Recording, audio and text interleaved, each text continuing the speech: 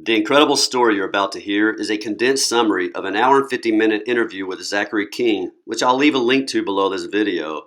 The ending of the story is amazing due to the intervention of Mary and Jesus, which few ever experience. He became interested in satanic magic at the age of 10 in 1976. One day at school, a friend invited him and 49 other boys and girls to the bathroom with the lights turned off to chant a phrase in order for the spirit of a burn victim to show up in the mirror. After repeating the phrase, a scary face appeared in the mirror, and everyone ran out of the bathroom screaming.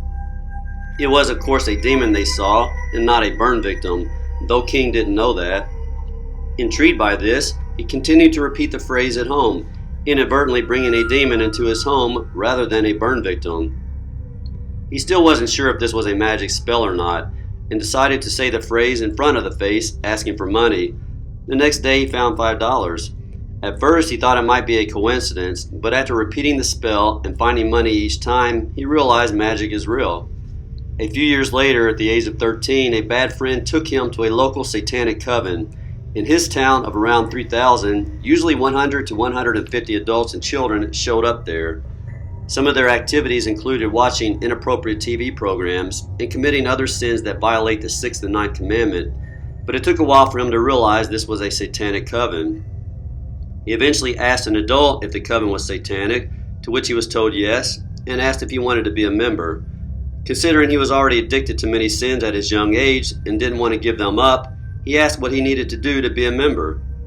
He was told there were 13 steps. He had already done most except one. He still had to cut his left thumb and sign 3 statements with his blood, denying Jesus and selling his soul to the devil, while wearing a white robe signifying giving up innocence.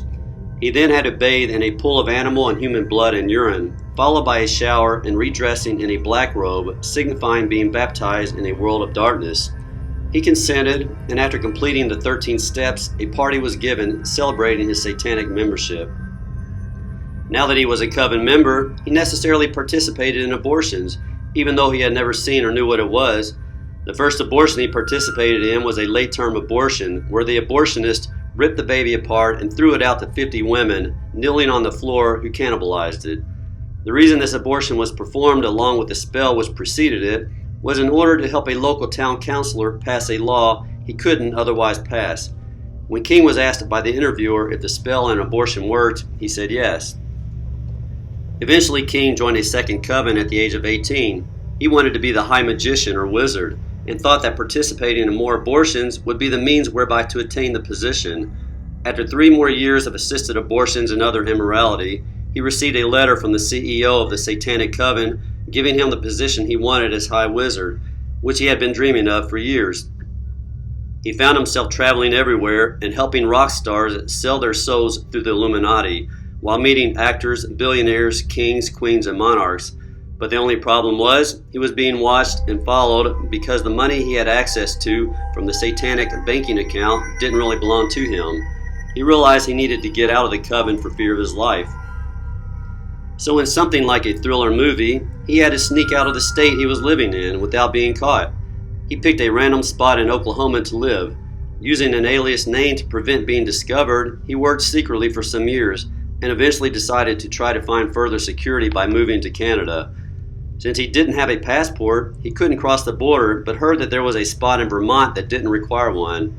He began in that direction, and just hours before crossing the border, he stopped at a rest stop and slept until morning. The next day, when reaching the border, he unexpectedly met a border control officer who didn't let him pass to Canada. With a few dollars and half a tank of gas, he drove to Burlington, Vermont, and took a job, followed by several other jobs, still using his alias name. While selling jewelry as the manager of a company, he did a store transaction with a woman.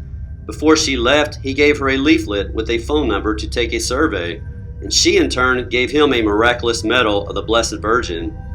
Here's where the story gets even better and unforgettable. He didn't want to take the medal, thinking she just wanted to get him into another coven, which would be dangerous because he would eventually be found out and possibly killed. But since the woman said the medal is very powerful, and he, being the High Wizard, possibly the one High Wizard in 7 billion people in the world, took it as a challenge and grabbed the medal. He took it with his hand, thinking he would tell the woman it's a useless piece of metal, that's been used in a spell, which he would know the exact details of. When he clenched the metal in his hand, the mall and store disappeared. Only he and the woman were present, and the woman told him the magic spell he did the night before was from the devil, and that the 146 assisted abortions he participated in were from the devil. She listed at least 10 more sins he did that no one knew about, and said they were also from the devil. At this point, he was afraid and knew none of the magic he performed could make everything disappear, while at the same time revealing a list of unknown sins. He thought her magic was more powerful than his. The woman told him the Blessed Mother was calling him into her army, and it occurred to him the woman she was speaking of was the Mother of God. Suddenly, the Blessed Mother appeared to him smiling and radiant. She held his hand with the metal in it, told him to turn around, and he saw Jesus and rays of divine mercy, as he described it, going all around and through him. He realized at that moment that the letter he signed as selling his soul to the devil didn't actually work, and that all of his magic was fake, and that the Catholic faith was true. The Blessed Mother then told him his job was to help end abortion. Everything around him reappeared, and he found himself back in the store. The next day he went to daily mass with a friend and saw Jesus during the consecration. He asked his friend who that was, and his friend said, "That's the priest." King said, "No, the other man." His friend didn't see what he did. He didn't find out till 3 days later he was the only one who saw Jesus at the altar. He began spending up to 18 hours a day in front of the Blessed Sacrament. With the help of some priests and friends, he officially joined the Catholic Church in May of 2008. Of the 149 abortions he participated in, 3 failed and the baby survived. He looked up the reasons or causes for the baby surviving in each case and found the abortions were attempted during business hours when Catholics were praying rosaries outside the clinic.